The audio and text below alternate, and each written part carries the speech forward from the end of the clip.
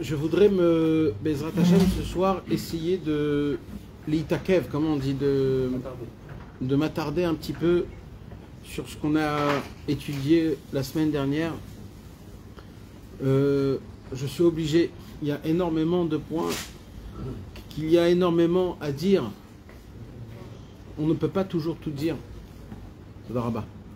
Et des fois je me pose la question, quand on essaye un petit peu d'approfondir l'Ikouté Moharan, des fois je me pose la question, est-ce que peut-être on se perd un peu dans la continuité, ou alors même dans l'essentiel, les points essentiels.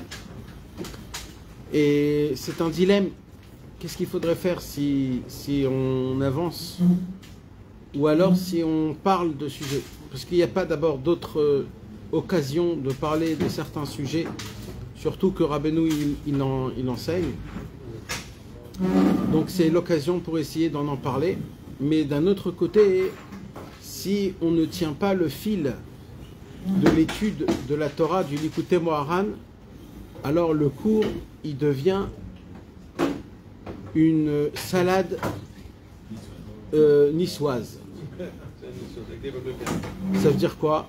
Ça veut dire que si le cours de ce soir, c'est un cours de une fois par semaine, qu'on ouvre une fois par semaine, alors le cours, il doit être précis et on doit avancer. Mais si vous ouvrez après avec vous-même et vous réétudiez et vous faites une chazara sur la Torah, alors il y a une raison dans laquelle, oui, il y a de quoi approfondir et de parler de sujets très importants, que normalement on n'aura pas l'occasion d'en parler. Ce n'est pas des sujets qui sont à la main, qu'on peut trouver à la main, c'est des sujets compliqués.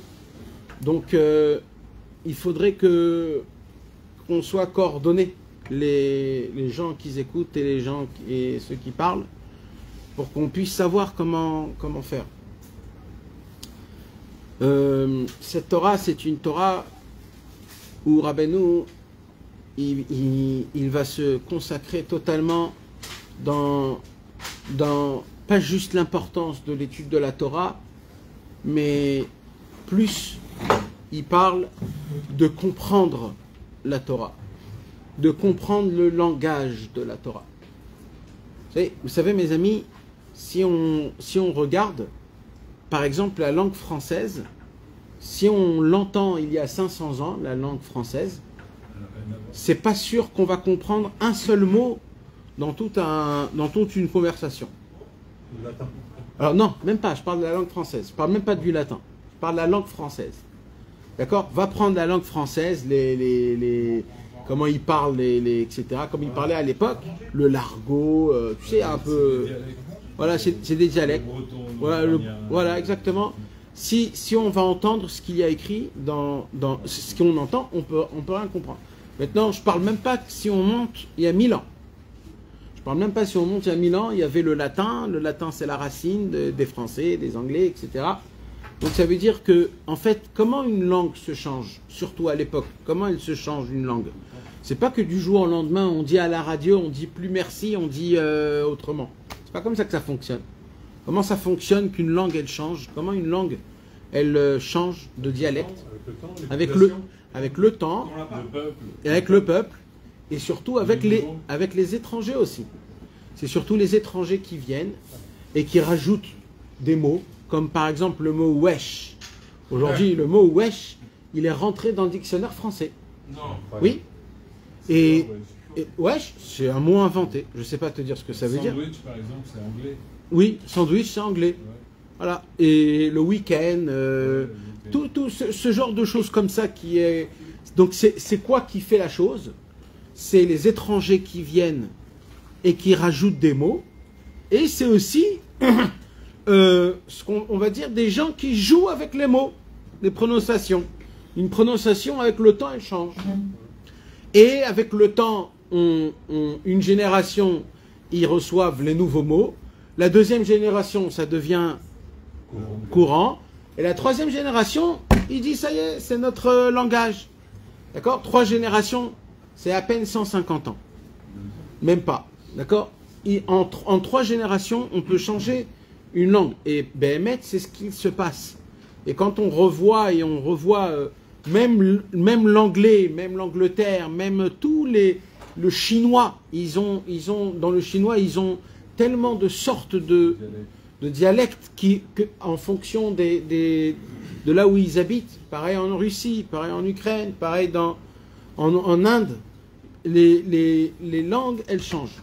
Ça veut dire, si par exemple, je prends un Eaton, comment on dit, si je prends un journal d'il y a 500 ans, d'accord, et j'essaye de lire quelque chose qui s'est passé, c'est sûr et certain que ça va être très très très dur pour moi de comprendre de quoi on parle.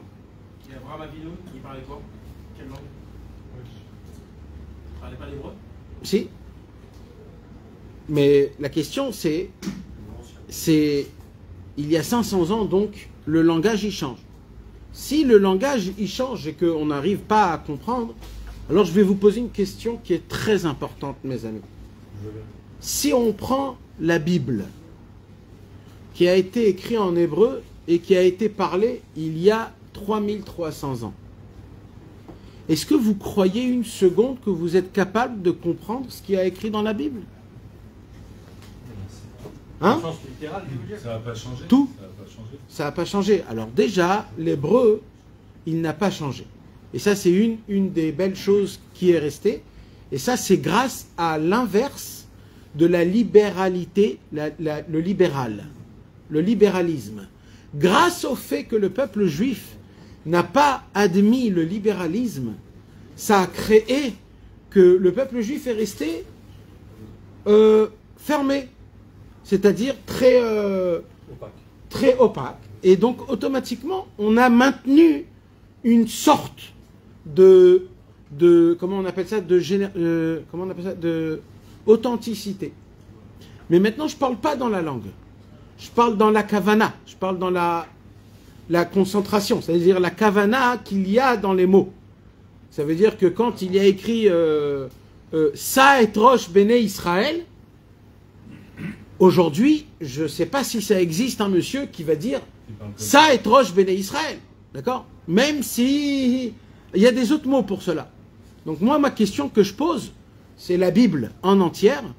Est-ce qu'on est capable de la comprendre? Maintenant, je peux continuer. D'accord?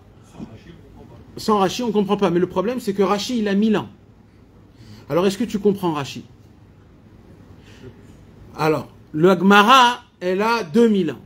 La Gemara, son langage, c'est étudié non-stop. Ça fait 2000 ans que le peuple juif étudie la Gemara pour essayer de maintenir comment on appelle ça? Pas la transmission, mais la façon de raisonner juif. Le raisonnement juif. Et on voit que c'est très compliqué, que pas tout le monde sait étudier la Gemara. Étudier la Gemara, c'est un...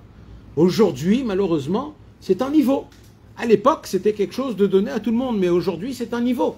Donc si aujourd'hui, c'est un niveau, c'est la plus grande preuve au monde que même un texte qu'il y a 2000 ans, je ne peux pas le comprendre. Parce qu'on a baissé de niveau. Parce que peut-être, ça, on a baissé de niveau, mais aussi, même si on n'aurait pas baissé de niveau, le fait qu'on s'éloigne de l'authenticité, automatiquement, c'est naturel que ce qu'on a dit à l'époque, il faut le retrouver dans des autres mots d'aujourd'hui. C'est-à-dire que, à l'époque, quand on voulait te dire quelque chose, quand toi tu vas le lire aujourd'hui, ça ne va pas dire les mêmes choses que ça voulait dire à l'époque. Est-ce que vous comprenez ce que je suis en train de vous dire, les amis? Même en français, c'est comme ça. Bah oui, dans toutes les langues au monde. Toutes les langues au monde. Le Lachon de la Kabbalah, de Rabbi Shimon Bar Yochai, non, rien n'a changé. Non, rien n'a été changé. Même la Bible n'a pas été changée. La traduction. Il y a eu une traduction. Alors, c'est ça le plus beau. Le plus beau, c'est que quand on traduit le Zohar, du mot à mot, même que c'est écrit en hébreu, tu comprends rien. Normalement. Tu comprends rien. Tu sais pas de quoi il parle. Il parle là-bas le grand luminaire. Plein de fois il dit la bougie. La bougie est venue et nous a parlé. La grande bougie blanche. On dirait qu'il parle de Harry Potter. C'est de quoi il parle. Après il parle de le berger. Il parle du berger. Le berger il est venu. Plein de choses. Il parle, le Zohar HaKadosh, des couleurs. Des couleurs. Très important. Il parle de ça plein de fois. Et beaucoup. Et il relie les noms d'Hachem avec des couleurs. Tu crois vraiment que Rabbi Shimon Bar Yochai, il parlait des couleurs? Vadaï qu'il ne parlait pas des couleurs. Alors, ça se traduit à travers une couleur. Il y a aussi une explication à travers la couleur. Mais Vadaï, que c'est pas ça ce que Rabbi Shimon Bar Yochai voulait parler. Et c'est exactement ce qu'on est en train de dire. Mais moi, avant que tu parles du Zohar, moi je veux te parler d'abord du Pshat de la Torah.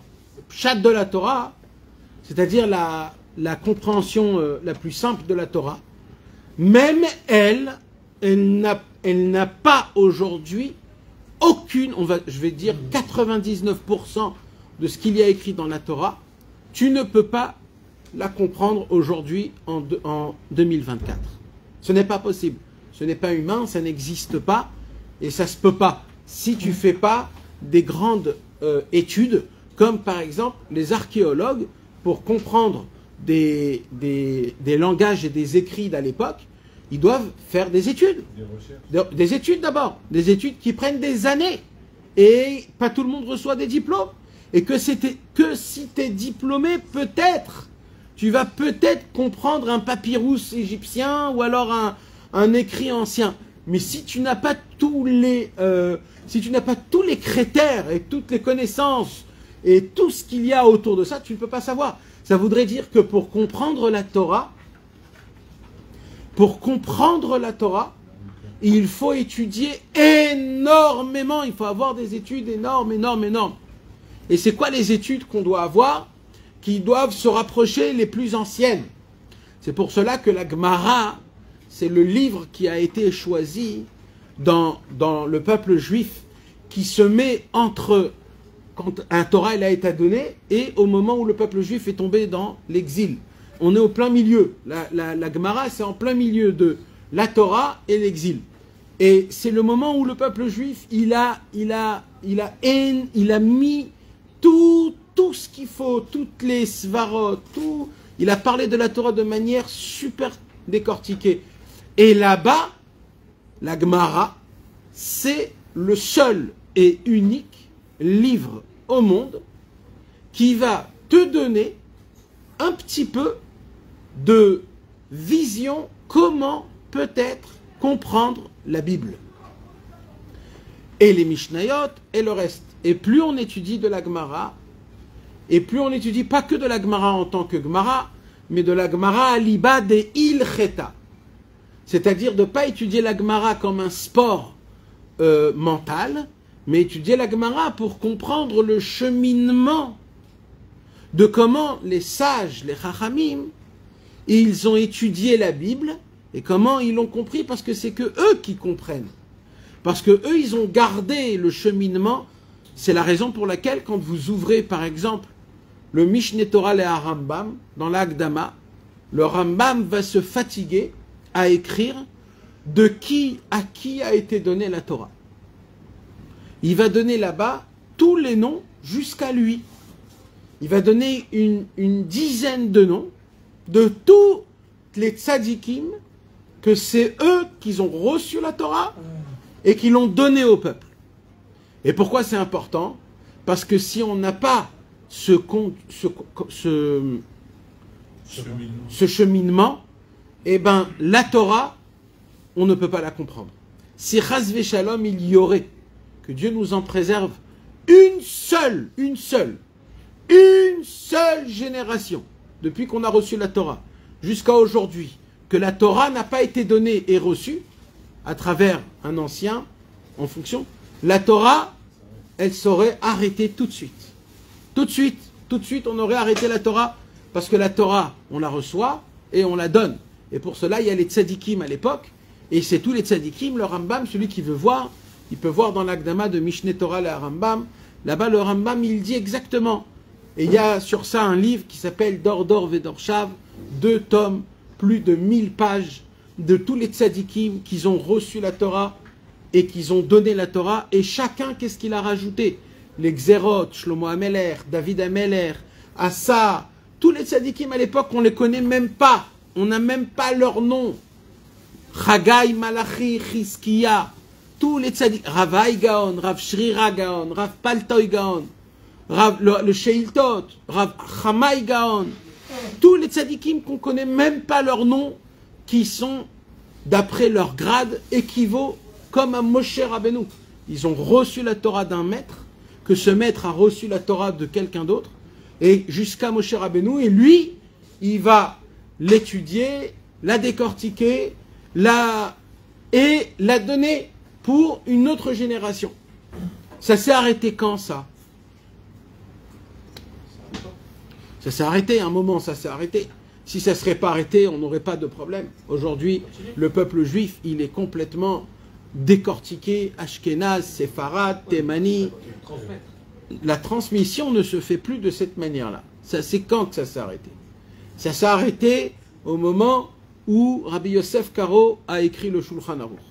Au moment où Rabbi Yosef Karo a écrit le Shulchan Aruch, en fait, Rabbi Yosef Karo a khatam, il a scellé ce qu'on appelle toute la Torah. C'est-à-dire que jusqu'à maintenant, il y avait des possibilités de rajouter, de modifier, bien sûr si la personne était apte. Il y avait encore des possibilités. Mais au moment où Rabbi Yosef Karo il est venu et qu'il a mis sur sa table tous les écrits possibles qui ont été écrits de tous les tzadikim de toutes les générations, qu'ils ont été étudiés, travaillés, mesurés, qu'ils ont été adoptés, tout ce qui a été écrit, et en fin de compte, il a su, Rabbi Yosef Karo, par une force qui est inimaginable, et qui a été décrétée du ciel, et que dans le ciel, ils se sont assis pour décréter qui est l'homme qui aura le mérite de fermer, sceller la Torah. La Torah, une très grande partie de la Torah, ça a été Rabbi Yosef Karo. Il y avait dans le ciel plusieurs noms qui ont été mentionnés. Il y avait Rabbi Yosef Tzitzatsk, il y avait le Mahari Berav, il y avait le Ridbaz, il y avait le Rama, il y avait le Maharil, Weil d'Allemagne. Il y avait plusieurs noms. Et Rabbi Yosef Karo a été choisi grâce à une seule qualité, bien sûr pas qu'une seule, mais surtout à travers une seule qualité.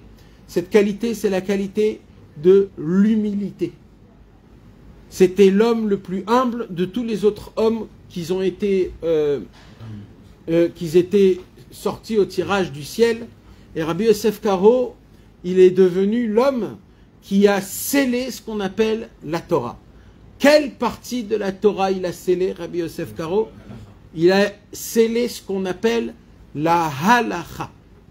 Vous vous rappelez qu'on a parlé de la halacha ici, mes amis? Hein? Alors d'abord, Rabbi Yosef Karo, il a su ce que les autres n'ont pas fait. Le Rambam, il a écrit un livre d'halacha, le Rif a écrit un livre d'halacha, le Rosh, le Ran, beaucoup ont écrit de livres d'halacha, mais le livre d'halacha de Rabbi Yosef Karo, ça a été le livre qui a été reçu à travers tout le peuple juif dans tous les continents qui existaient à l'époque. C'est la raison pour laquelle Rabbi Yosef Karo, c'est le maître de la halacha. C'est quoi la halacha? La façon de comment vivre. Nous, dans la Torah du Likutei Moharan, on a appris Veze bechinat halacha ve kabbalah. C'est quoi halacha ve kabbalah? Halacha ve kabbalah, apparemment, comme Rabbeinu il parle ici, on dirait que c'est une chose. On sait que ce sont deux choses. C'est quoi la Kabbalah? La Kabbalah, c'est une Torah qu'elle... Alors, au tout début, mes amis, pardon, j'ai oublié de vous raconter. Au tout début, vous savez que la Torah, c'est un secret. Toute la Torah, c'est un secret. La seule chose qu'Akadosh Baruch Hu a permis que ça soit ouvert au public, et même ça, ça a été fait de manière Bedi Avad, c'est-à-dire aléatoire, ça a été que la Bible. La Bible, Akadosh Baruch Hu, il a permis de la donner au monde, c'est-à-dire de l'écrire, et que celui qui veut, eh ben, qu'il apprend, qu'il la regarde, qu'il étudie, qu'il applique. Mais tout le raisonnement et les règles, comment étudier la Bible, c'est-à-dire les 13 midot de Rabbi Ishmael Cohen Gadol, ça fait partie des règles les plus importantes, ce sont les codes, comment regarder la Bible. Après cela, il y a encore 26 règles de Rabbi Yossi ben Rabbi Eliezer, que lui aussi il a écrit des... Et il y a un troisième code qui s'appelle le Midrash Ashur, qui explique là-bas aussi une centaine de klalim. Ces klalim-là, c'est comment regarder, visionner, étudier la Bible. Quand on étudie d'après ces klalim-là, on arrive tout seul à ce que la Gemara, elle parle, et à ce que la Halacha, elle fait. Alors, en vérité, la Torah, elle a été donnée de manière publique. Mais Akadosh Baruch Hu, il a interdit au peuple juif que le reste de la Torah, elle soit écrit, c'est-à-dire la Torah orale. Donc de là, on appelle la Torah orale. Pourquoi la Torah orale? Parce que la Torah orale, c'est une Torah qui doit rester orale, c'est-à-dire que la Torah, elle doit être parlée. D'ailleurs, on voit dans l'Ikouté Moharan, au début de la Torah Yud Aleph, Rabbeinu, il parle d'un point très important. C'est lequel? C'est le point, les daber diburim, de parler des paroles de Torah. On voit que Rabbeinu, dans cette Torah, la Torah Yud Aleph, Rabbeinu reprend, il nous parle depuis le début. Rabbeinu, il est en train de nous ramener encore avant qu'on a reçu la Torah. Mamash, cette Torah, c'est une Torah instructive, énormément instructive, qui nous donne les Akdamot depuis le début, comment la Geshet, comment se présenter devant quand on veut étudier la Torah. Je ne suis pas en train de parler de comment on étudie la Torah. Il y a plein de cours, il y a plein de gens qui parlent de ça. Moi, ce que je parle, c'est de comprendre la Torah. Et pas juste comprendre la Torah, ce qu'elle veut dire dans les mots simples, c'est de comprendre le sens de la Torah. Pour comprendre le sens de la Torah, il y a énormément de choses à savoir. Le fait qu'Akadosh Baruch Hu, il n'a pas permis que la Torah parfaite, entière, elle soit donnée au monde, ça a créé que le peuple juif a réussi à être parfait et au-dessus tous les autres peuples qui existaient. Parce que la Torah a donné une sagesse au peuple juif comme ça n'existait nulle part dans le monde. Et une des sagesses dont lesquelles le peuple juif a été, il a eu ce cadeau, c'est la sagesse Chochmat Atruna, c'est-à-dire la sagesse de l'astrologie. Comme nous, on dépend du soleil et de la lune pour fixer les fêtes, on était obligé de connaître tout le ciel par cœur, comment il fonctionne, combien il bouge, c'est quoi tous les calculs les plus grands.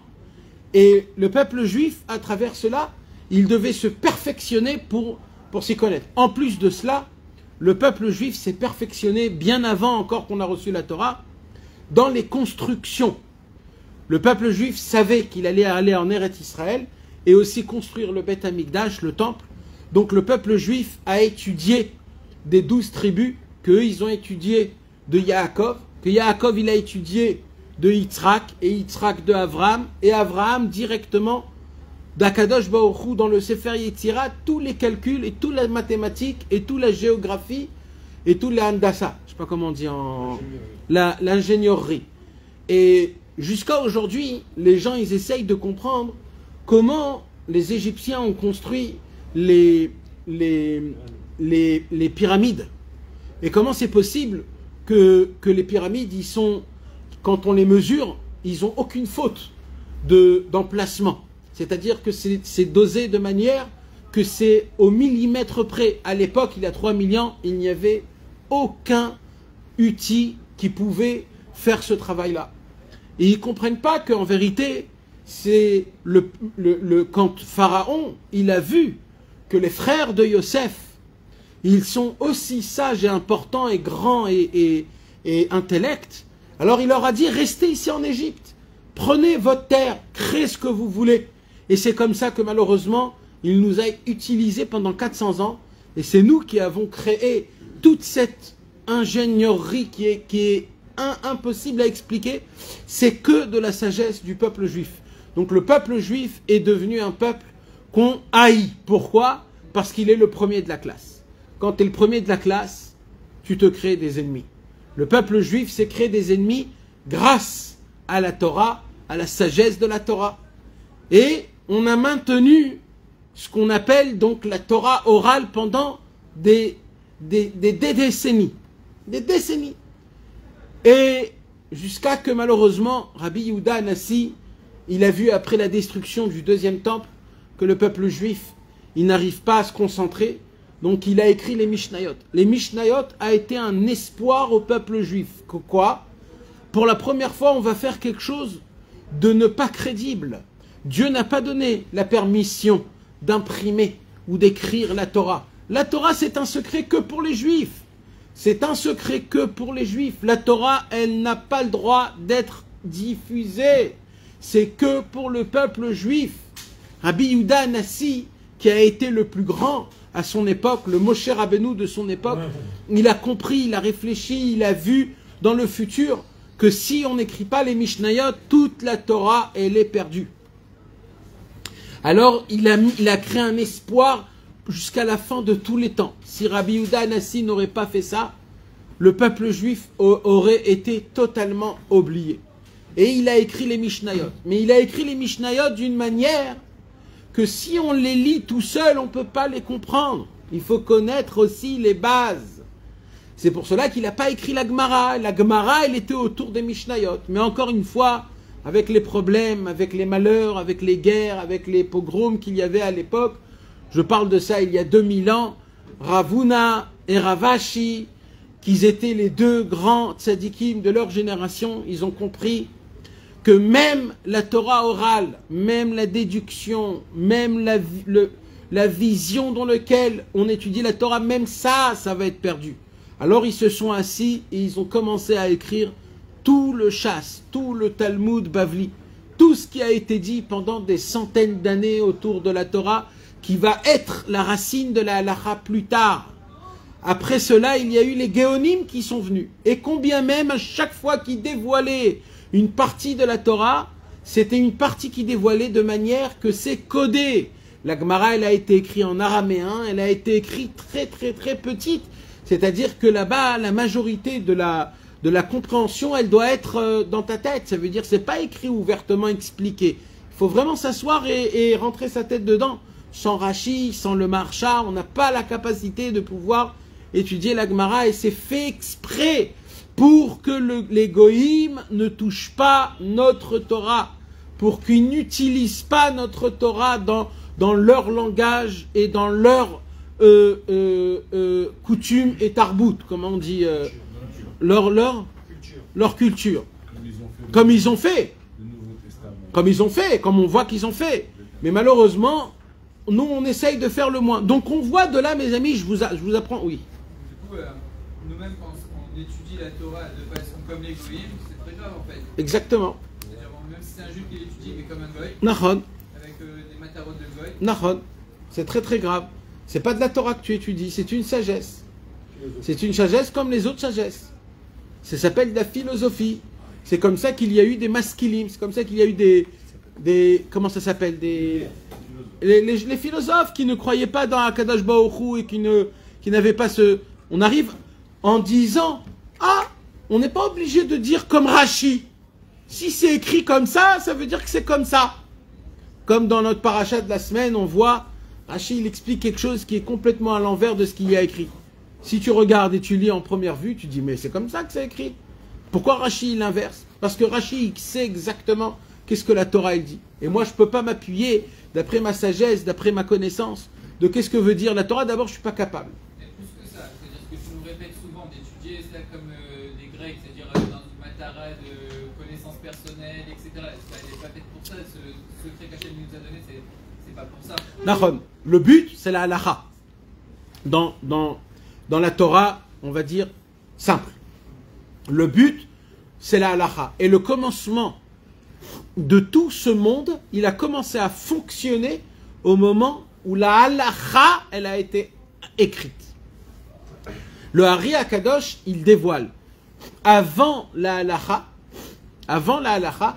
tous les gens et les tzadikim qui sont venus avant le Shulchan Aruch, ils sont obligés de revenir en Gilgul pour appliquer la halacha. Parce que le commencement du monde, il est au moment où le Shulchan Aruch il a été fait. Tellement c'est puissant le Shulchan Aruch. Mais la base, c'est le Shulchan Aruch. Non, rien ne change. Personne ne peut changer ce que Rabbi Yosef Karo a écrit dans le Shulchan Aruch. Hein? Qui? Qui? Non.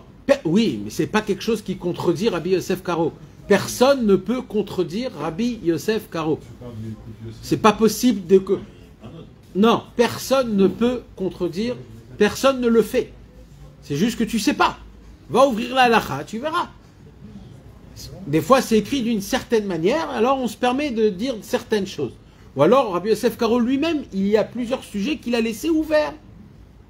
Il a laissé ouvert. Quand il a laissé ouvert, c'est une histoire. Mais au moment où Rabbi Yosef Karo a scellé les halachot, personne au monde peut venir, même Moshe Rabbeinu, il ne peut pas venir et changer ce qu'il y a écrit. C'est comme ça. Parce que Rabbi Yosef Karo, il est smuchim jusqu'à Moshe Rabbeinu. Hein? Qui? Le Rama, il n'a pas changé.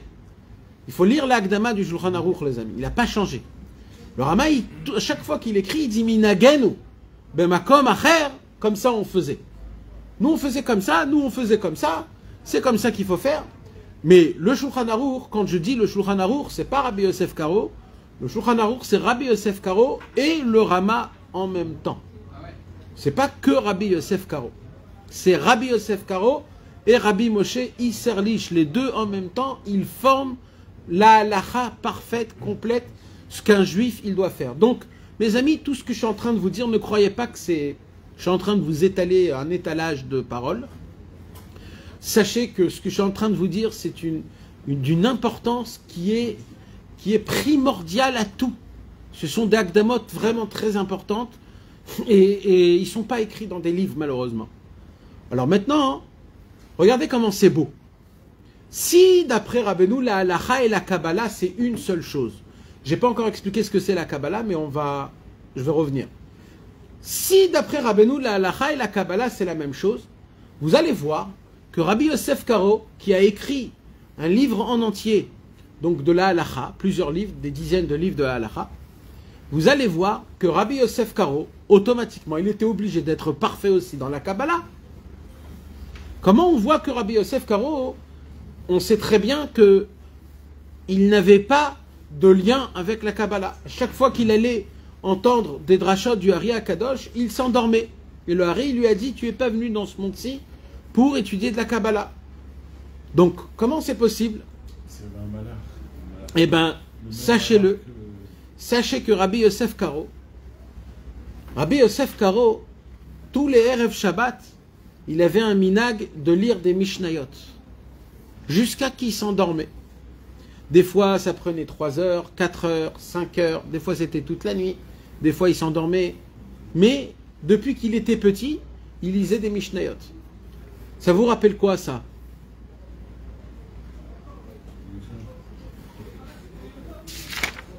Ils sont à côté Attends. Ah, des grosses au début de lire.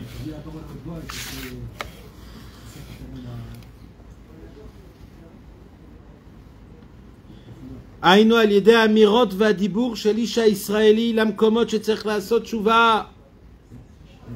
Rabbeinu nous a enseigné qu'un homme, il a le devoir de lire beaucoup. Et quand tu lis beaucoup, ce sont les paroles, les lettres, les mots eux-mêmes qui vont venir et qui vont te montrer le chemin. On voit Mamash, que Rabbi Yosef Karo, il a appliqué ce conseil, Mamash. Et il a lu les Mishnayot. Et qu'est-ce qui s'est passé des Mishnayot? Regardez le pshat de la Torah. Rabbeinu, il dit quoi? C'est quoi les mots qu'il dit Rabbeinu? Rabbeinu, il dit...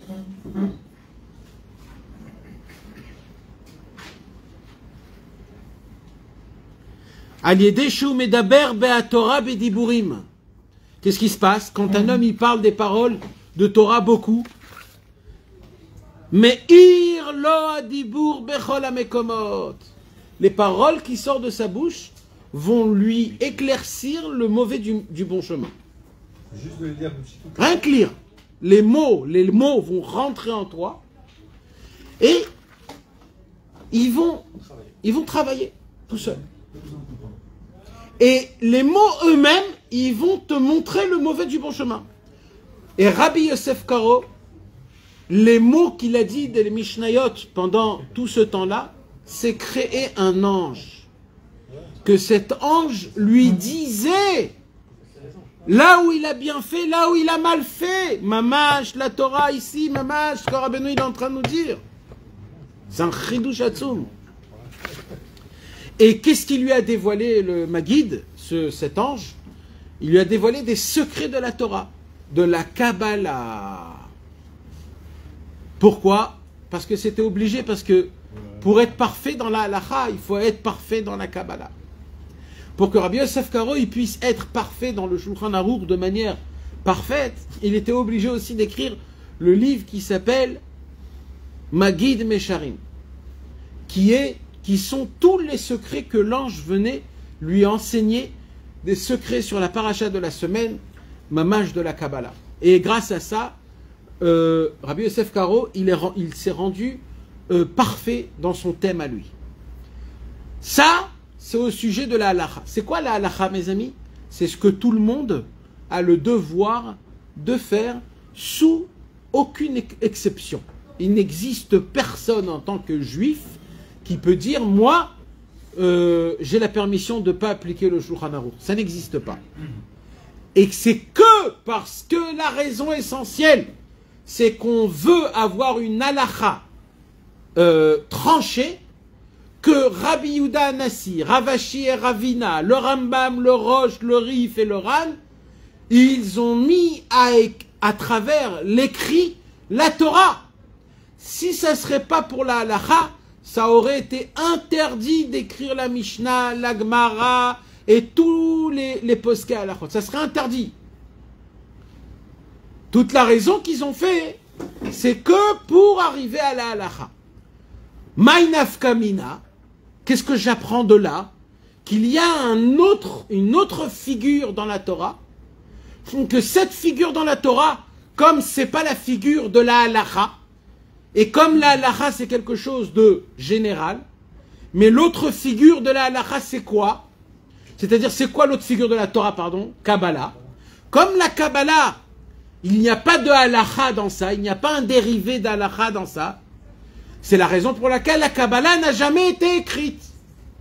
C'est la raison pour laquelle la Kabbalah, elle n'a jamais été diffusée, jamais été imprimée, jamais été citée, parlée, rien de tout cela. Rabbi Shimon Bar Yochai, il a écrit le Zohar HaKadosh et il a caché le Zohar HaKadosh. Ça s'est retrouvé qu'il y a 500 ans. C'est de là où est venu donc le nom Kabbalah. C'est quoi Kabbalah? Kabbalah, c'est de recevoir. C'est-à-dire que celui qui voulait étudier la Kabbalah à l'époque, alors il y avait d'abord beaucoup de critères. Est-ce que d'abord cet homme-là, il connaît la halacha parfaitement? Est-ce qu'il applique la halacha parfaitement? Parce que c'est qu'à ce moment-là qu'il peut atteindre alors le commencement de la compréhension de la Kabbalah. Et c'est comme cela, mes amis, que pendant des centaines d'années, depuis Rabbi Shimon Bar Yochai, que Rabbi Shimon Bar Yochai, c'est le premier au monde qui a mis à l'écrit le Zohar. Avant Rabbi Shimon, on parlait de la Kabbalah, mais que à travers la bouche.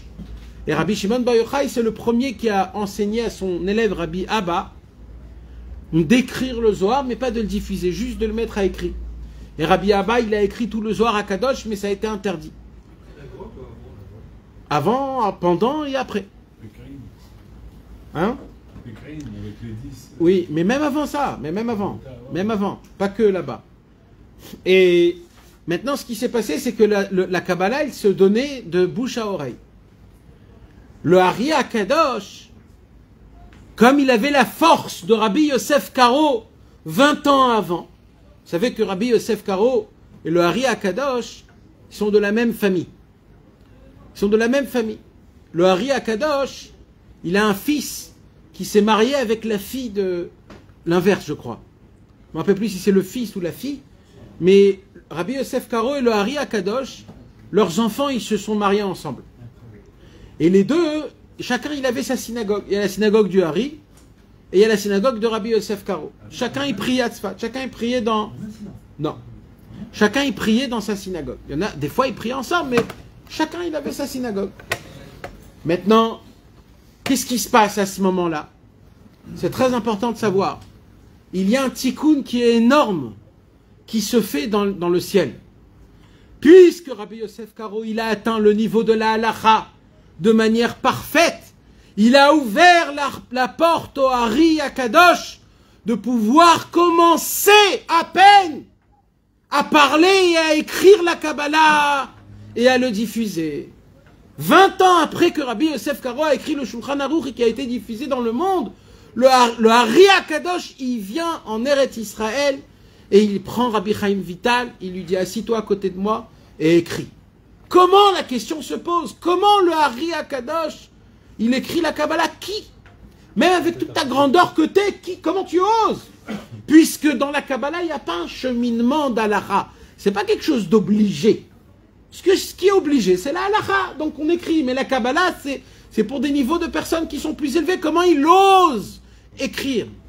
La preuve, c'est que le maître du Harizal, Rabbi Moshe Cordovero, il a écrit plus de 26 000 pages d'explications sur le Zohar HaKadosh, le plus grand monument possible d'explicateur du Zohar HaKadosh. Le premier et le dernier, personne n'a fait un travail comme lui.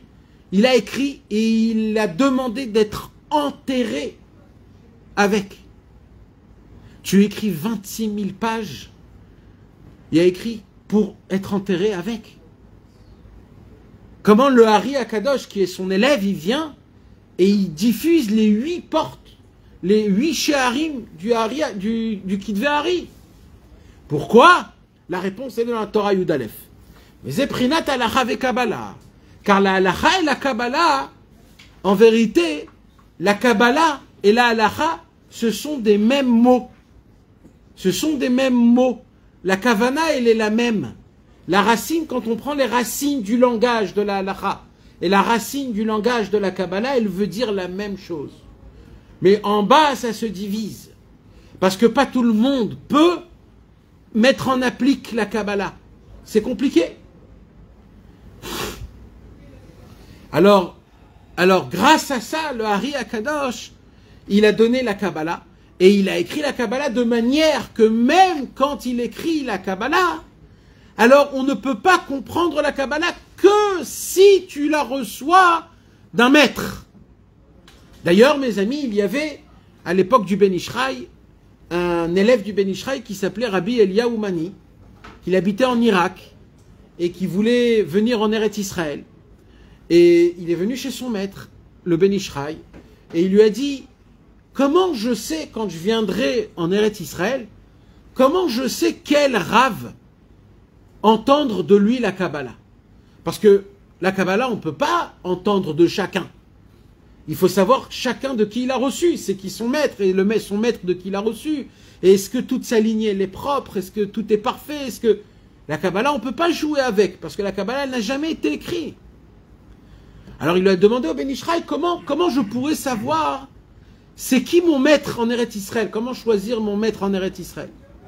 Alors le Ben Ishraï, il lui a ouvert un des livres du Rashash, un Nahar Shalom, et il lui a fait montrer une page. Et il lui a dit, regarde cette page, je vais te l'enseigner cette page, je vais te l'apprendre. Je vais te l'apprendre réellement comment il faut l'apprendre.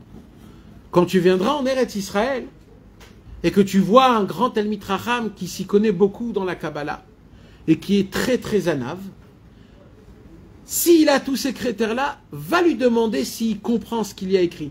S'il t'explique comme moi je t'ai expliqué, tu peux le rendre, ça peut être ton maître.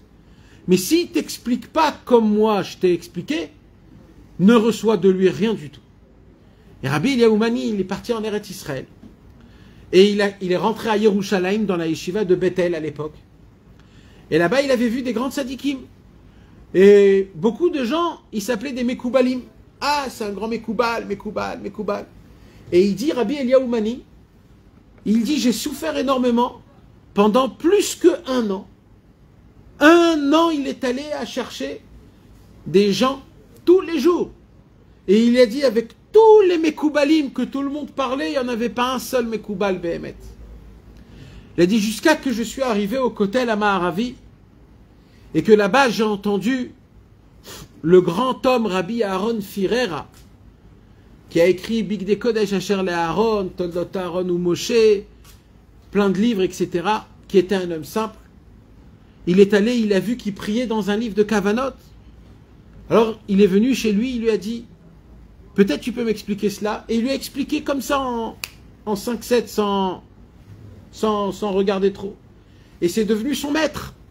On voit, mes amis, que la Kabbalah, jusqu'à aujourd'hui, c'est quelque chose que tu dois les kabel, recevoir de quelqu'un. Donc, la Kabbalah, même si elle est écrite, même si elle est expliquée, même si elle est décortiquée, la Kabbalah, elle doit se dire, comment? Dans la bouche. Pourquoi elle doit se dire dans la bouche, mes amis? Parce qu'elle peut t'éclaircir que si tu l'entends de ta bouche. Je vais vous expliquer pourquoi. Qu'est-ce que Rabbeinu il dit ici, mes amis? Là, il dit Rabbeinu, le tikkun, c'est quoi? C'est de lire les mots de la Torah beaucoup. Quand tu lis les mots de la Torah beaucoup, ils arrivent. Le fait que toi, tu es vivant, quand toi, tu vas prononcer les mots, tu vas allumer les mots. Mais mes amis, avant que les mots que tu les as dit, ils étaient écrits dans un livre. Et quand ils ont été écrits dans un livre, ça s'appelle quoi? Ça s'appelle mort. Quand la Torah, elle est écrite dans un livre, ça s'appelle mort. Il n'y a pas de lumière. Il n'y a pas de lumière. Comment la Torah, elle a de la lumière? Quand un être humain vivant, il vient, il lit. Au moment où il lit, il donne de la vitalité aux mots. Et là, les mots, ils sont capables. Le Hari Akadosh, il dit comme ça. Comme la Kabbalah, c'est un niveau très élevé, si tu écris la Kabbalah, quand tu vas la lire, elle ne va pas t'éclaircir. Alors il faut laisser la Kabbalah dans la bouche pour que tout le temps elle soit en vitalité vivante. Que quand tu reçois la Kabbalah, tu la reçois de manière que c'est quelqu'un qui est vivant. Que lui, il dit les mots, que pour lui, ces mots, ils sont déjà allumés. Quand il te les enseigne, tout de suite, il t'allume, tout de suite, ça fait l'effet. C'est la raison pour laquelle l'importance d'entendre la Torah, aussi d'un homme qui enseigne la Torah, parce que lui, il a dans ses mots la Torah qui vit en lui, que quand lui, il va les dire, ça va rentrer directement dans la personne, ça va le faire revivre. Mais si on n'a pas cette catégorie-là, Rabbeinu, il vient, il donne le conseil. Beaucoup, beaucoup, beaucoup lire. Beaucoup, beaucoup, beaucoup lire. Les mots feront un travail. Donc, on a expliqué Mamash Beyoun en approfondissant le Inyan de Halacha et le Inyan de la Kabbalah. Comment les deux, ils sont nés ensemble et un dépend de l'autre. Et en vérité, celui qui arrive à prendre la Halacha et la Kabbalah et de la faire un seul langage, ça s'appelle Tvunot Torah Leumka. Celui qui sait parler le langage de la Halacha et de la Kabbalah en même temps, ça s'appelle de comprendre la déduction. Maintenant, je vais vous expliquer pourquoi. La Halacha, elle dit à un homme qui va avec une femme nida, il est quoi? Il est chayav karet. Maintenant, la halacha, un homme qui va avec une goya, vous savez qu'une goya, elle a le din, elle a le critère, le statut de nashgaz. Vous savez ce que c'est nashgaz? Nida, shifra, goya, zona. Chaque Goya, c'est une Nashgaz. Nida, Shifra, Goya, Zona. Alors maintenant, mes amis, c'est quoi la halakha d'un homme qui va avec une non-juive? S'il va avec une juive Nida, il est quoi? Alors, si un homme il va avec une non-juive, répondez-moi. Hein.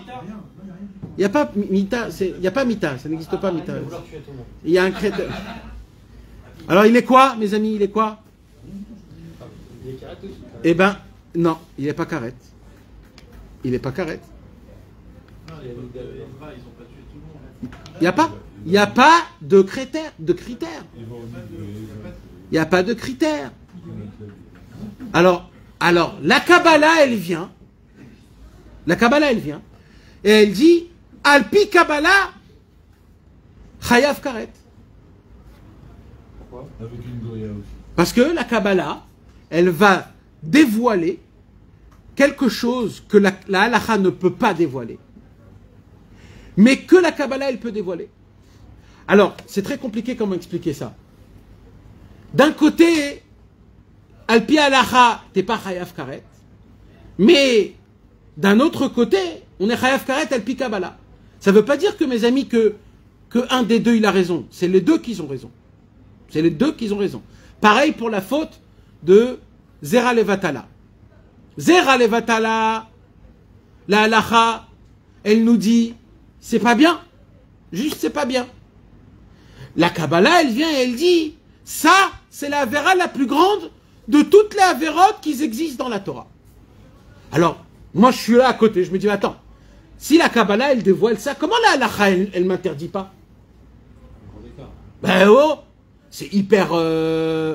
Il y a une différence qui est énorme. Maintenant, vous savez combien de fois il y a des choses comme ça? Halakha, Kabbalah, vous savez combien de fois? Il y a des dizaines et des dizaines de fois. En réalité, la Kabbalah ne peut pas être...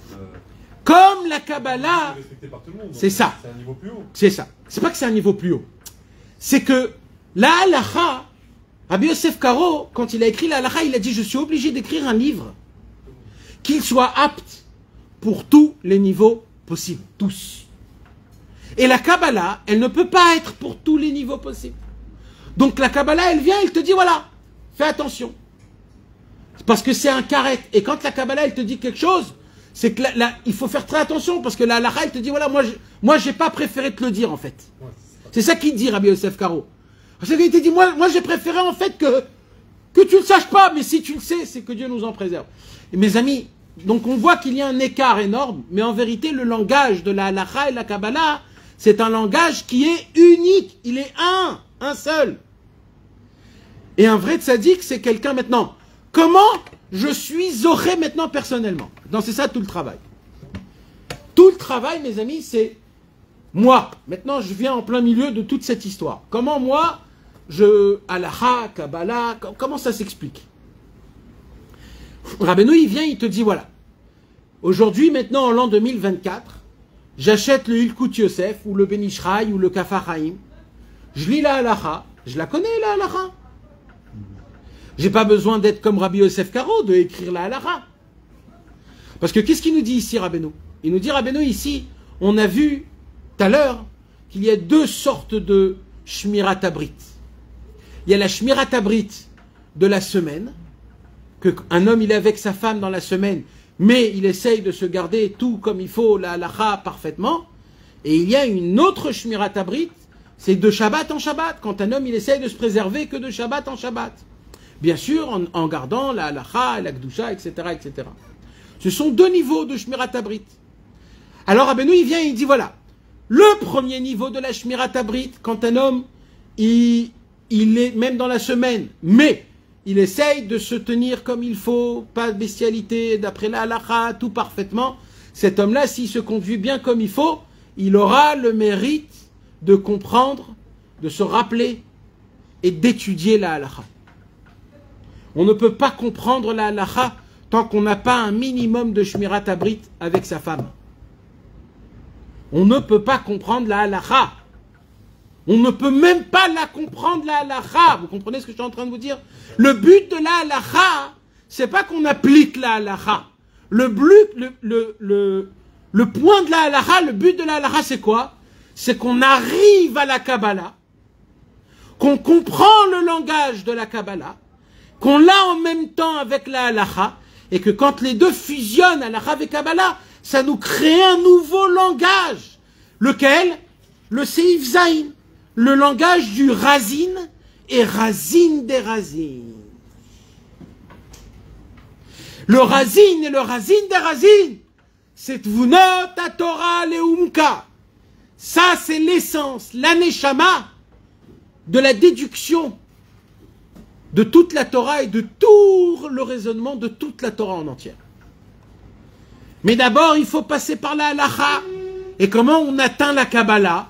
On atteint la Kabbalah quand on atteint le deuxième niveau de Shmirat Habrit. C'est quoi le deuxième niveau de Shmirat Habrit? Un homme qui est prêt à se préserver pendant la semaine et qui se garde de Shabbat en Shabbat. On a dit que comment on atteint ces niveaux-là, si vous vous rappelez? À travers une seule chose. Une seule. Hein? Non. On a parlé, il y a une seule chose dans ça. C'est la Ga'ava et la Hanava. On atteint, on obtient la Shmirat Habrit grâce, quand un homme il a un travail sur lui, sur sa Ga'ava, sur son orgueil, et qu'il essaye d'être Nivze Be'enav Nimas, qu'il essaye d'avoir de l'humilité, du rabaissement et presque du méprim, de se méprimer, mépriser. D'accord les amis? Et maintenant tout ce inyan-là, Rabbeinu il dit, on le voit, comment on le voit? Parce que le mot halakha c'est les rachetevot, Ari ou Lachem, Kol Haaretz. C'est quand qu'on dit ce pasouk? On le dit tous les jours. C'est Mizmor les Toda. C'est le sang. Qu'est-ce qu'il y a écrit? Qu'est-ce qu'il y a écrit dans la Gemara sur Mizmor les Toda? Il y a écrit que dans Mizmor les Toda, Kol akorbanot krevin beyom chol, chutz mi korban toda. Korban toda, on ne le fait pas Shabbat. Donc la spécificité du korban toda, c'est quand? C'est le yom chol, pendant la semaine. C'est pour ça que le Mizmor le Toda, Hariu l'Adonai Kol Haaretz Rachetevot Halakha. Halakha, c'est le niveau de la Shmirat Habrit de la semaine. Comme c'est le niveau du Shmirat Habrit de la semaine, on a rapporté un Mizmor Tehillim qu'on fait que la semaine, Hariu l'Hashem Kol Haaretz, qui est du niveau de Halakha. Par contre, il y a un deuxième Shmirat Habrit, c'est de Shabbat en Shabbat. Et ça, c'est le niveau de Kabbalah. Kabbalah Rachetevot Ishtachavu la Adonai Be'adrat Kodesh. C'est quand qu'on dit ce Mizmor-là? À l'entrée de Shabbat. Que pendant Shabbat. Pourquoi? Parce que c'est le niveau de Shmirat Habrit, de Shabbat en Shabbat. Et grâce à ça, on est zoré de la Kabbalah. On est zoré de recevoir de la Kabbalah. C'est-à-dire le langage, les Tvunot HaTorah Leumka, je parle. Le langage qui est caché. Qui se fait tout seul, un homme tout seul, son cœur, il lui dévoile ces secrets-là. Et on a parlé aussi, mes amis, Shesha Mikara Ishtachavaya. Vous vous rappelez? Alors déjà, on avait dit quoi? On avait dit que ce sont les deux Yichudim. C'est le Yichud Elyon et le Yichud Tarton. L'unification d'Hachem en haut et l'unification d'Hachem en bas. C'est-à-dire, quand un homme, il étudie la halakha, alors il unifie Hachem que en bas, pas en haut. Il unifie en bas. Pourquoi il unifie en bas? La halakha, c'est que en bas. Comme la halakha, c'est que en bas, les mesures, c'est que en bas, alors le yichud, il est que en bas. C'est ça la halakha. Mais quand un homme, il est zoré de faire la shmirat brit, il est zoré de yichuda, Pourquoi? Parce qu'il arrive à se sanctifier. Il étudie la Kabbalah. C'est quoi la Kabbalah? C'est la Torah qui est pas dans ce monde-ci, plus haut. Donc il n'a pas de mesure. Le Zohar et la Kabbalah n'ont pas de mesure. C'est au-dessus de ce monde-ci. Donc lui, il a la possibilité d'unifier Hachem dans sa tête. La tête, c'est les mondes plus élevés. Dans des kavanot, dans des volontés. Et ainsi de suite, et ainsi de suite. Et Rabbeinu, il dévoile que c'est qui a atteint ce niveau-là parfaitement? C'était Yosef Hatzadik. Yosef Hatzadik, il a atteint le niveau de la Shmirat Abrit la plus élevée. C'est la raison pour laquelle ses frères, qui n'avaient pas atteint ce niveau-là, alors ils étaient contre lui. Parce que Yosef, il parlait le langage de Halacha Kabbalah, et les frères, ils parlaient le langage que de Halacha. C'est comme si tu prends maintenant un Rav, Posek Halacha, qui connaît que la Halacha, et tu l'assois à côté d'un Mekoubal, un Miti à côté, et que le Rav, à côté, il va te dire, tu sais, c'est permis de prendre des cachets pour que la femme, elle ne tombe pas enceinte, ou alors de faire des petites combines, de Zeralevatalag, c'est pas un problème, puisqu'on est mariés, c'est pas... Et là, le Rav qui est juste à côté, il va suer du sang quand il va entendre ça. Pourquoi? Parce que c'est pas possible d'entendre une chose pareille. Maintenant, eux deux, ils vont se battre. Et les deux, ils ont raison. Les deux, ils ont raison. Mais un ne peut pas fonctionner avec l'autre. Pourquoi? Il dit Rabbeinu, un, il a une shmirat brit tata, un, il a une shmirat britila. C'est en fonction de la shmirat abrit qu'on est zoré de comprendre, bichlal, le langage amiti. C'est pour cela qu'un vrai tzaddik amiti, un vrai posek halacha, il doit avoir des connaissances aussi dans la Kabbalah, et en connaissant la Kabbalah, il connaît mettre le point. Bien sûr, mes amis, ça c'était à l'époque. C'est pour cela que c'est très important d'étudier Dafka le Shulchan Aruch de Rabbi Yosef Karo. Pourquoi? Parce que Rabbi Yosef Karo, il avait en lui la Halacha et la Kabbalah en même temps. J'ai pas compris ça. Hein? J'ai pas compris, c'est pas que c'est la Kabbalah et la Halacha. Que l'ange lui expliqué. La Halacha Rabbeinu, il dit que la Halacha et la Kabbalah, c'est un langage qui est parfait. Si il te manque un des deux, le langage, il n'est pas parfait. Donc la Halacha, pour être un vrai homme dans la Halacha, il faut que tu puisses avoir une maîtrise aussi dans la Kabbalah et que ça ne soit pas un qui contredit l'autre. Et que alors la Halacha et la Kabbalah, elle a son mot. Tu as dit tout à l'heure que ça se contredit. Oui, moi je vous ai dit que ça contredit. Parce que nous on ne sait pas. C'est pour ça que je t'ai expliqué ça. Mais un vrai, pour lui, ça ne doit pas contredire. C'est ça que j'ai expliqué en fait. Nous, on voit que c'est complètement éloigné. Parce que nous, on n'est pas goum dans le Brit. Mais celui qui a une Shmirat Abrit, lui, il n'a pas cette différence. C'est pour cela que c'est très important d'étudier la halakha d'Afka d'un Talmid Chacham qui a connu les connaissances de halakha et de Kabbalah. C'est pour cela que les posca halakha d'aujourd'hui, que c'est important d'étudier la halakha, c'est plutôt ceux qui ont une connaissance aussi dans la Kabbalah, comme le Ben Ishraï, comme le Kaf HaChaim, comme Rabbi Chaim Palaji, comme ces tzadikim-là qui avaient une main dans la Kabbalah. Mais quand malheureusement, il y a des fois des Talmidei Chachamim qui n'ont pas de main dans la Kabbalah et qui écrivent des halachot, eh ben, ça crée des fois des petits problèmes. Je ne vais pas rentrer dans les détails, chacun il fait comme il a l'habitude. Mais voilà, c'est un mot que c'est important de le dire quand même. C'est possible que quelqu'un soit du niveau de Kabbalah, mais pas de halakha. Non. D'après le Rabbi Moshe Cordovero et d'après le Ari Akadosh, c'est écrit dans le livre Or Nerav, dans Perek Dalet, là-bas où il parle de l'importance de la Kabbalah, il dit que c'est pas possible de comprendre la Kabbalah si on n'est pas rempli d'Allah. Rempli, il dit.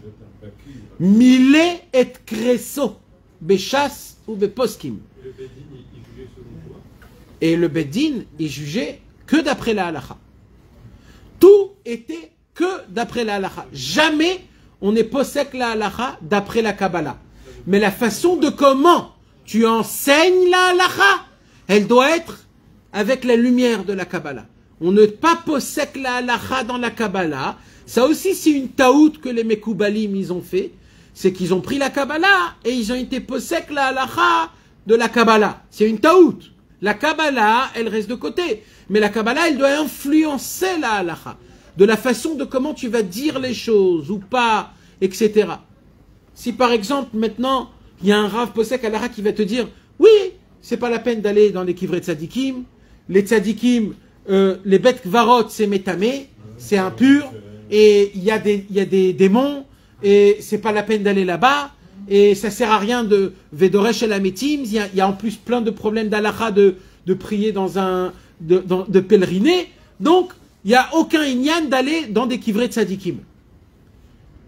C'est écrit noir sur blanc, ce que je viens de te dire là. Alors maintenant, lui, il se trompe, celui qui écrit ça. Pourquoi? Parce que lui, il n'a pas été influencé. Un homme qui est influencé, d'après la Kabbalah, il va écrire cette même chose-là, mais d'une autre manière. Je ne sais pas comment. Mais au moins, il ne va pas dire il n'y a rien à faire. Ma'ala Gdola la lechet le kivrei tzadikim. On n'y va pas.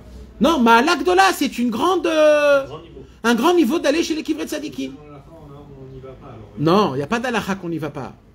C'est un exemple que je donne, c'est un exemple. C'est un exemple. C'est un exemple que je donne. Mais c'est un exemple qui a été mis. C'est un exemple qui a été malheureusement cité. Mais c'est un exemple. Tu comprends ce que je veux dire? Il y a une façon de comment écrire la halacha. Et cette façon, elle est très importante. Et maintenant, tout ce que je viens de dire, c'est important de le savoir parce que c'est comme ça qu'on s'appuie dans la... Pour le mouvement lettolin, par exemple, les Sfaradim, vendredi soir, ils le disent, et les Sfards, les Ashkenazes, ils ne le disent pas. Ils ne le disent pas. Alors que nous, on dit quand c'est rentré Shabbat. D'accord. C'est la raison. Les deux, ils ont... C'est vrai. Mais là, Dans les Khounéranena. là, par rapport à ce que Rabbeinu il nous dit, tu comprends pourquoi il ne faut pas le dire. Bah ouais. C'est pas Stam. Le Sfard, le Noussar Sfard, il n'est pas Stam. Mais non, après... C'est le Baal Shem Tov et le Noam Elimelech et tous les tzadikim qui l'ont. Le Ari Akadosh. Donc c'est pas Stam. Ça veut dire. Hein? Nous, on doit faire comme la halacha. Encore une fois. Un homme, il doit faire comme c'est écrit dans la halacha. Nous, on ne doit pas faire comme ce qu'on croit et comme ce qu'on voit ici. Par exemple, un Sfarad qui va voir que d'après ce qu'on voit ici, le Mizmor Letoda, il ne faut pas le faire pendant Shabbat. D'après notre explication, c'est faux. Si un homme, il est Sfarad et qui a écrit chez les Sfaradim qu'il faut le lire, on le fait. Ah, il a écrit, Rabbeinu, il parle des choses. Mais il ne veut pas toucher le Shulchan Aruch, Rabbeinu. Il a dit, mais fourrage, moi je ne touche pas le Shulchan Aruch. C'est juste une explication. C'est une explication, ça s'explique. Ça ne veut pas dire que maintenant on met... C'est ça la Kabbalah. La Kabbalah, c'est que la chose, elle est vraie, mais elle n'est pas adaptée à ce monde-ci, donc elle ne t'oblige pas à être appliquée dans ce monde-ci. Celui qui est zoré d'avoir une grande Shmirat Abrit, lui, il vit dans ce niveau-là, alors oui, lui, il doit faire ça. Mais nous, on est... Qu'est-ce qu'on est? Maintenant, on a parlé donc que celui qui a... Alors, celui qui a donc le langage de la halacha et de la Kabbalah en même temps, et qui sait mettre la halacha et la Kabbalah chacun dans sa place, de ne pas les mélanger, mais de comprendre les deux. C'est comme un docteur qui parle le latin. On a besoin du latin aujourd'hui, on n'a pas besoin du latin, mais il est obligé de connaître le latin pour connaître... La médecine, elle a été écrite en latin. Donc c'est ce qu'il dit ici. Il dit comme la Kabbalah, ça fait partie de la Torah Mamash, donc on est obligé de les mettre en même temps, et ça doit se faire de cette manière-là. Les deux en même temps, ils vont créer une nouvelle une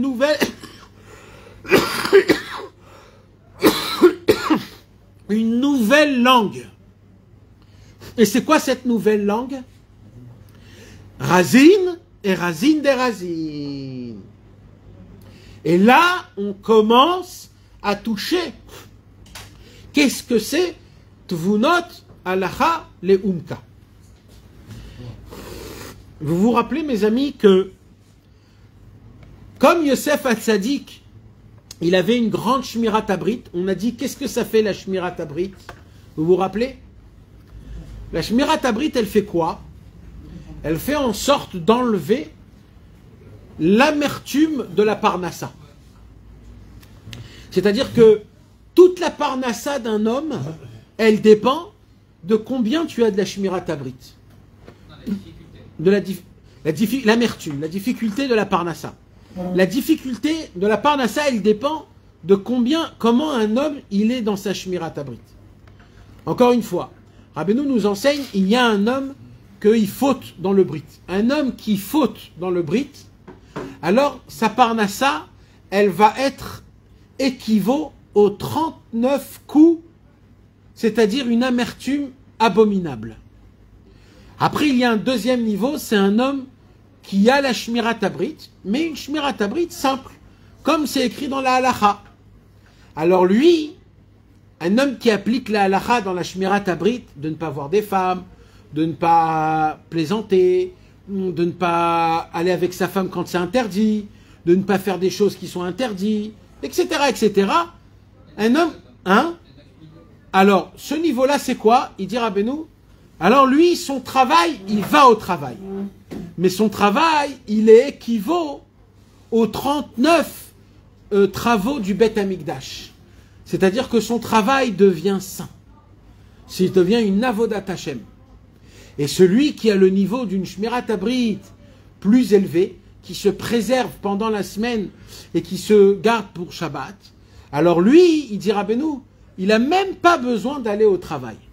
Lui, c'est compté comme les 39 travaux de Shabbat, que les 39 travaux de Shabbat, ils sont interdits. Donc lui, il n'a même pas besoin d'aller au travail. La Parnassa, elle vient chez lui sans aucune ishtadlout. Et on voit réellement dans l'histoire, Yosef Hatzadik qui a atteint le niveau de Shmirat Abrit, il est devenu quoi?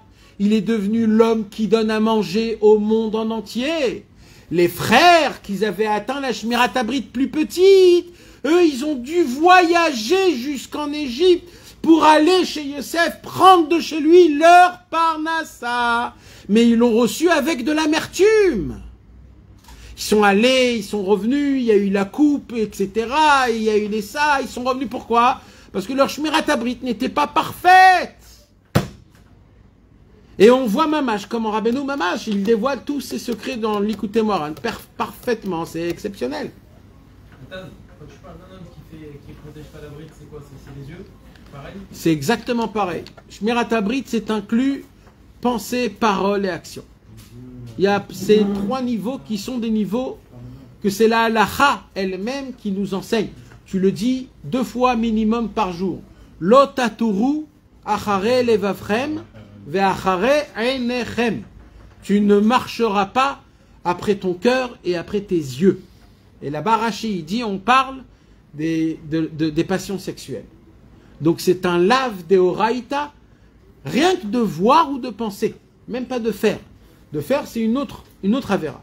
Donc c'est très très très important, mes amis, d'essayer de se purifier, de se maintenir. On a parlé de ça dans les autres cours, que ce qui nous a maintenus en tant que peuple, jusqu'à aujourd'hui avec tous les problèmes, c'est le fait qu'on s'est gardé entre races, qu'on ne s'est pas méchangé, on ne s'est pas mélangé entre races. Et on a su garder notre nom et notre judaïcité à travers la famille.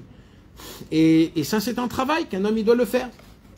Alors maintenant qu'on a donné toutes ces akdamot là, mes amis, c'est des akdamot, mes amis, sachez-le, c'est pas une chazara, on n'a pas fait une chazara, on a dit que des choses nouvelles, qui est très très importante. Et là, maintenant, on peut avancer et comprendre Veze bechinat razin verazin derazin. Maintenant qu'on a compris tout cela, les 2 niveaux partout, c'est quoi les 2 niveaux partout? Viens, on fait un sikoum. Il y a Yichouda, il faudrait prendre, je vous ai dit déjà mes amis, il faudrait prendre une feuille, il faut prendre un papier. Qui est-ce qui a une feuille et un papier? Une feuille et un papier, un stylo. Ouais.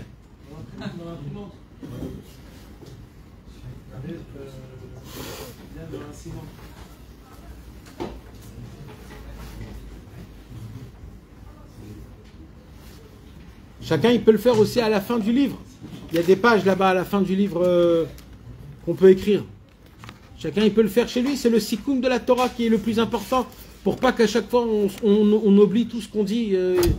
Il faut savoir ce que Rabbeinu, comment il fait les choses. Vous avez un stylo? Il y a quelqu'un qui a un stylo à écrire? Tu écris, Mordechai? Alors, faites un trait au milieu. D'en haut à en bas, faites un trait au milieu, d'en haut à en bas. Divisez la feuille en 2 parties. Et écrivez au côté droit Yichouda Ila. Et de l'autre côté Yichouda Tata. Et maintenant on va décrire qu'est-ce que c'est Yichouda Ila et qu'est-ce que c'est Yichouda Tata. Alors d'abord, Yichouda Ila, on a dit Shmirat Abrit Ila. Donc en bas de Yichouda Ila, écrivez Shmirat Brit Ila. Après écrivez Zivug mi Shabbat le Shabbat. Après écrivez Lametet Melachot Shel Shabbat. Après écrivez après écrivez Kabbalah, et après écrivez Razin des Razin. Maintenant, Yehuda Tata. Yehuda Tata.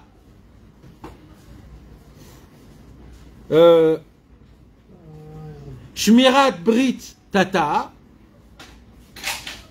Zivug Yom Chol. Lametet. Alors là-bas, vous défaisez en deux. Là-bas, vous écrivez ou Lametet Malkot ou Lametet Melachot Amishkan. Après, vous descendez et vous écrivez Alaha. Et après, vous descendez et vous écrivez Razin. Voilà tous les niveaux, mes amis, de notre Torah, de Yud Aleph, le cheminement de comment Rabbeinu nous enseigne, comment unifier le nom d'Hachem en haut et en bas, et grâce à ça comprendre le raisonnement de la Torah, la neshama de la Torah. Oui, mes amis, vous êtes d'accord avec ce que j'ai écrit? J'ai oublié quelque chose?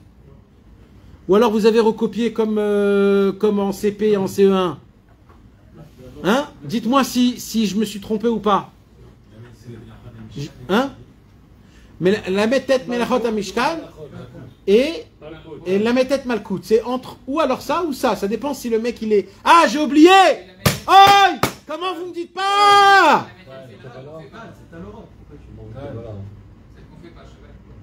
Yosef et Boaz. Yosef Yichud Elyon, Boaz Yichud Tarton. C'était pareil.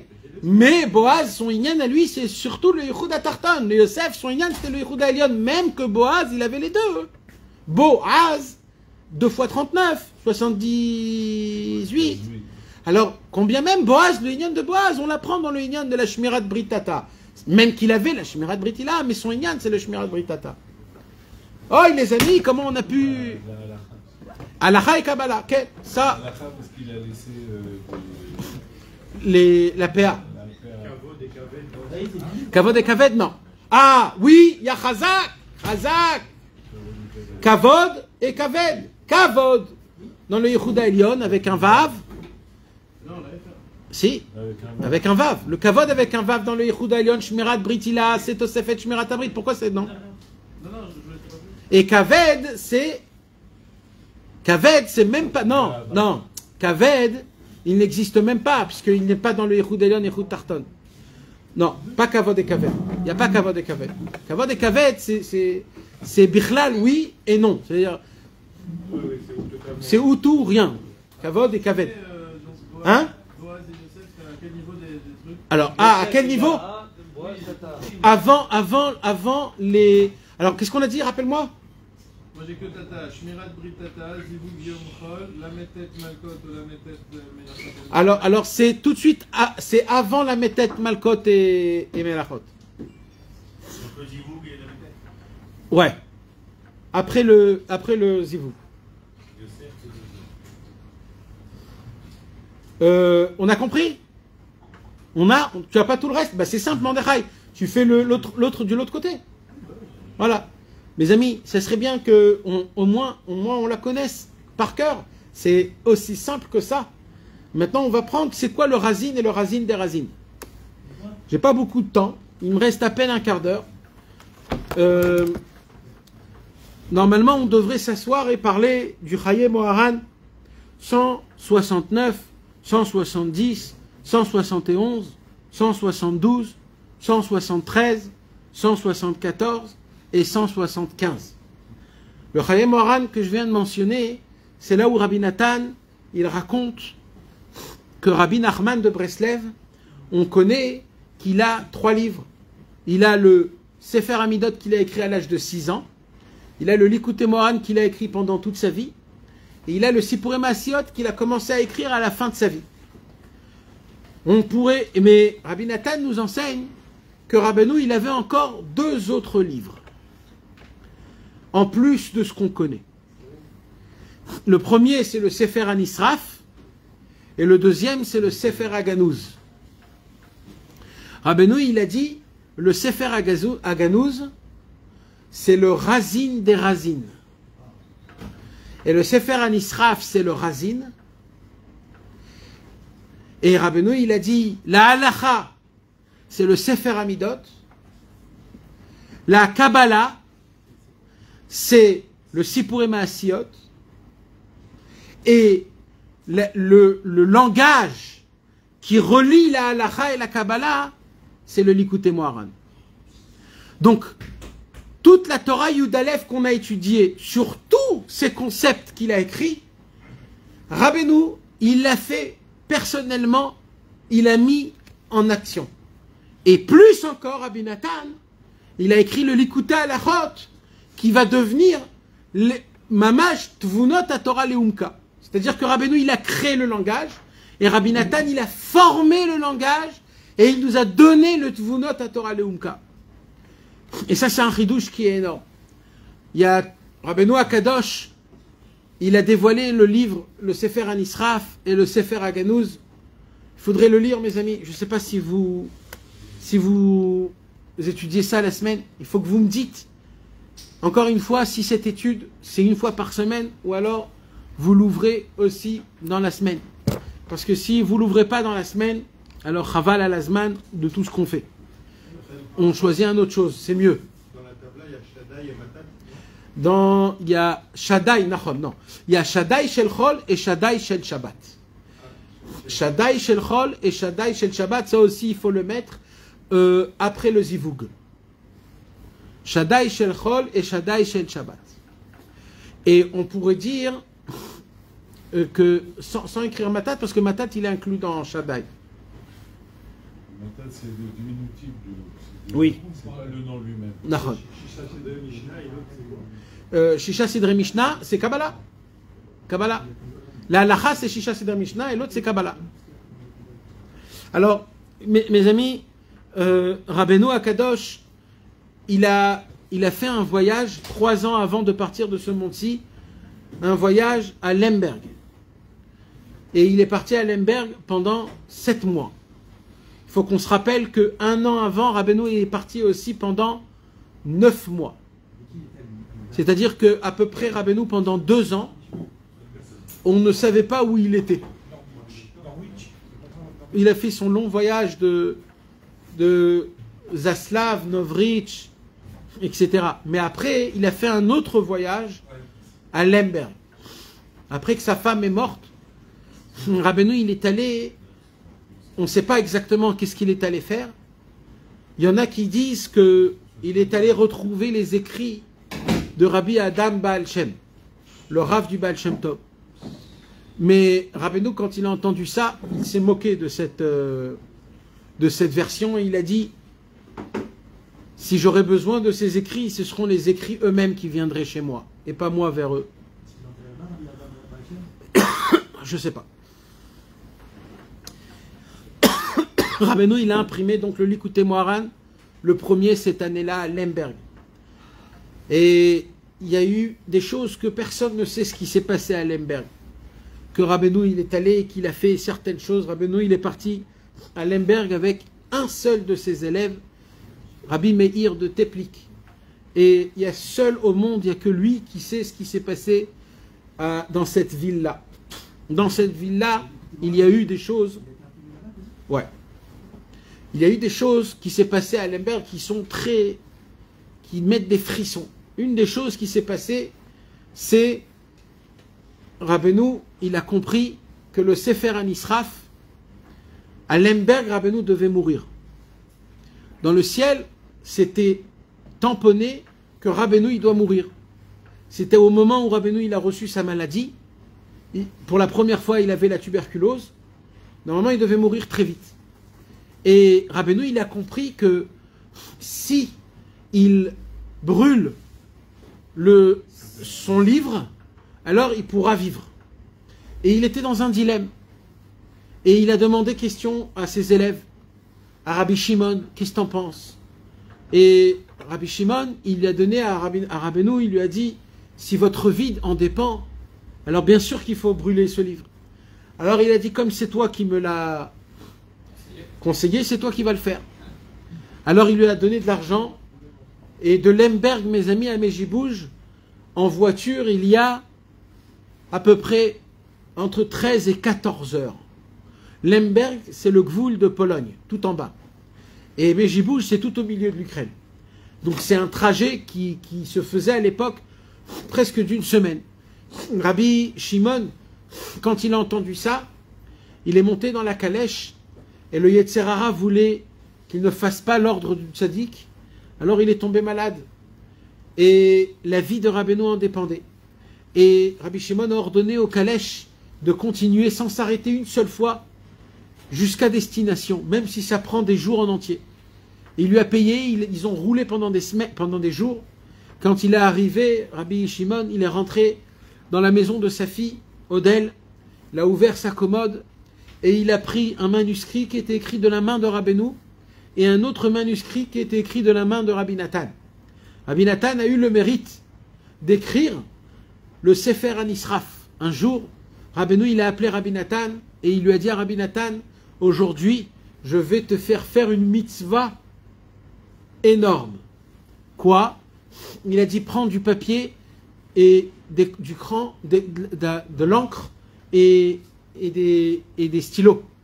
Et pendant une journée en entière, Rabbeinu lisait et Rabbi Nathan, il écrivait le Sefer Anisraf. Et tous les élèves de Rabbeinu, ils étaient dans le hall et ils n'avaient pas le droit de rentrer dans la chambre. Et ils étaient assis du bon matin jusqu'au soir tard. Quand il est sorti Rabbi Nathan de la chambre, il a vu tout autour tous les élèves de Rabbeinu qui étaient là, qu'ils attendaient pour voir qu'est-ce que c'est. C'est quelque chose de nouveau, c'est un nouveau livre. Qu'est-ce que c'est ces enseignements? Parce que les gens, ils ont entendu de Rabbeinu que Rabbeinu, il a dit que le Sefer Anisraf, c'est les razines. C'est ses razines à lui. Et Rabbeinu, il a dit les razines à lui, c'est les razines des razines de tous les tzadikim.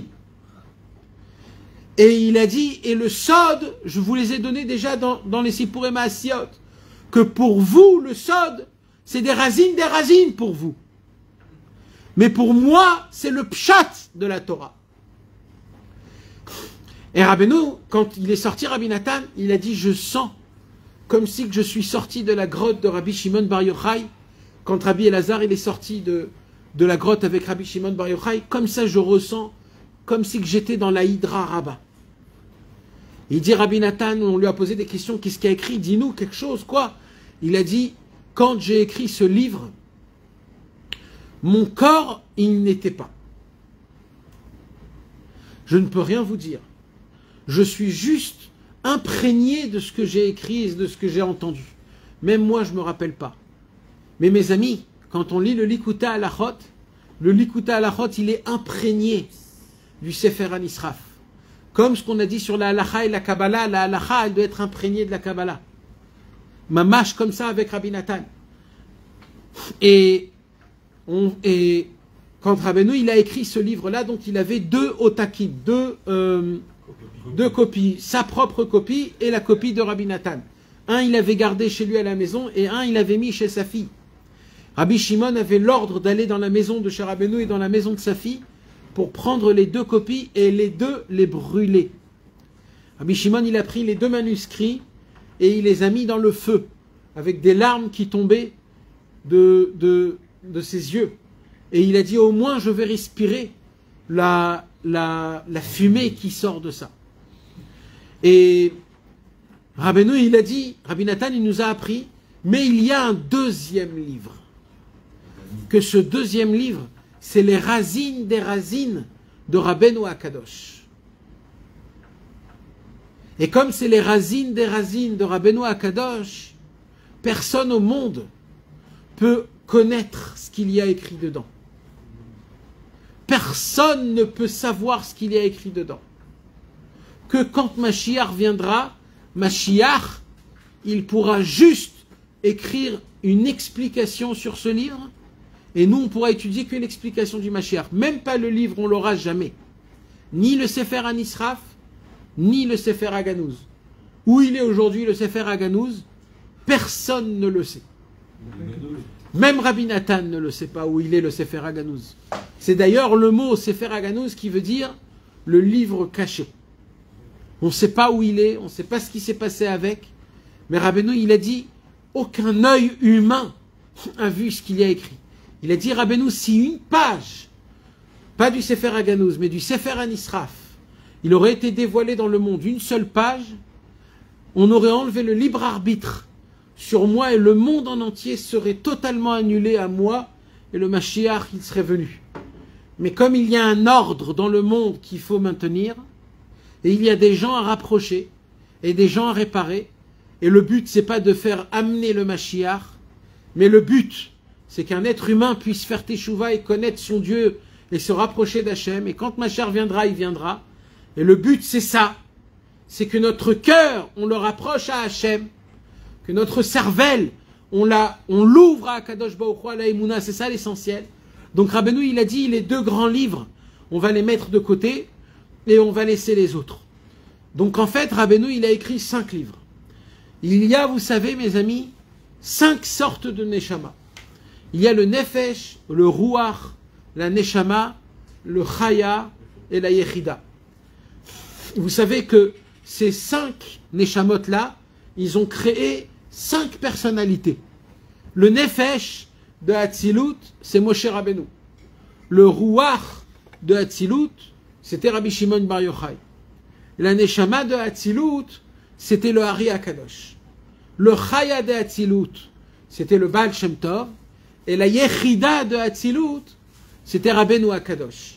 Et comme la Yechida, ça veut dire Yachid, Yachid qui veut dire unique, mais qui veut dire aussi complet. Donc dans la Neshama de la Yechida de Rabbeinu est inclus les 5 autres. Donc Rabbeinu était obligé d'écrire aussi 5 livres.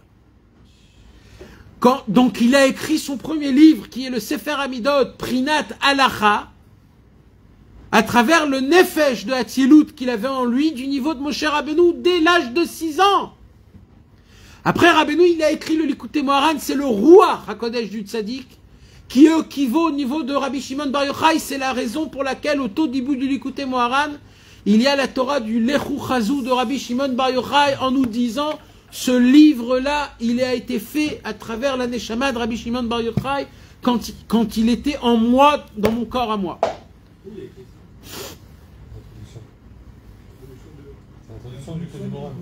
Dans la traduction du Likutei Moharan. Dans le 3e, le Sipurei Maasiyot, c'est là où il a fait avec la Neshama de Hatzilut, qui est le Hari HaKadosh. C'est la raison pour laquelle, dans l'Akdama, Rabbeinu Mefourash, il dit que le Hari, il a dévoilé un nouveau langage, un langage qu'on peut parler des paroles simples, et qu'en vérité, chaque chose, elle a une... Et comment on peut comprendre le Sipurei Maasiyot, surtout avec la Kabbalah. Pourquoi? Parce que la Neshama dont il a fait Rabbeinu, le Sipurei Maasiyot, c'est à travers la Neshama du Hari HaKadosh. Et il ne s'est pas arrêté à là, et il a continué à faire donc le Sefer Anisraf du niveau de Razin, Prinat Razin, qui est Prina de Chaya de Hatzilut, et le Sefer Haganouz, Prinat Razin de Razin, c'est Rabbeinu HaKadosh que Rabbeinu il a dit si ce livre il serait reconnu dans le monde aurait connu qui je suis. Parce que ça, c'est mon livre à moi personnellement. Tout ce que je vous ai dévoilé, ce sont des massachim, ce sont des voiles qui me cachent, pas qui me montrent, qui me cachent. Le Sefer Haganouz, c'était le seul livre qui aurait dévoilé qui je suis. Mais malheureusement, je suis obligé de le cacher. Mais le Mashiach viendra et donnera une explication sur le livre. Ça veut dire quoi? Ça veut dire que c'est quand qu'on va réellement pouvoir comprendre, connaître et être un élève de Rabbeinu HaKadosh, c'est que quand Mashiach viendra. En fait, pourquoi on attend que le Mashiach y vient? C'est pas pour nous délivrer, c'est pour nous rapprocher de Rabbeinu HaKadosh. Force et courage!